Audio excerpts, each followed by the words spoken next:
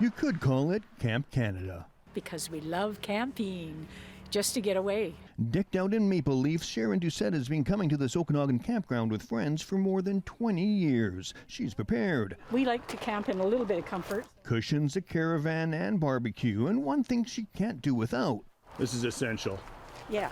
That classic campfire. I don't know, it just gives you that extra warmth feeling, and then, you can daydream more. You look in the fire and you just think of all sorts of wonderful things. But this may be the summer's last long weekend of campfire comfort. For this weekend, we're expecting hot, dry, and windy conditions for most of the province. The BC Wildfire Service says despite hotter, drying conditions, campfires are still allowed in most parts of the province. But bans remain in effect in the fire-ravaged Northeast Prince George Fire Centre. Partial bans are in place for the Northwest, Vancouver Island, and the Sunshine Coast.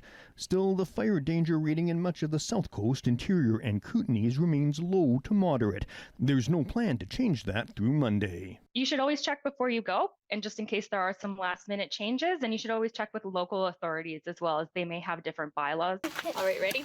Municipalities, regional districts, and First Nations can impose their own fire bans. Authorities say they will be out enforcing and reminding people of the campfire rules in place all year round. We never leave it unattended. Even if we're just going in the trailer, you still make sure it's out.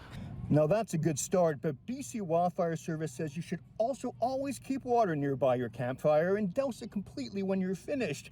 One more thing, don't even think about setting off fireworks. With it being so hot and dry out, it's not a great idea to set fireworks this weekend. Anyone found in contravention of a fire prohibition may be fined up to $1,150. If your fire escapes and results in a wildfire, you may be fined anywhere from $100,000 to $1 million and be sentenced to 1 year in prison. That's enough to throw water on anybody's long weekend fun. Sharon's advice? What advice? Oh my God. Have fun and be safe. And take a breather to celebrate this Canada Day long weekend in Canada's great outdoors. Tom Popick, CBC News, Kelowna.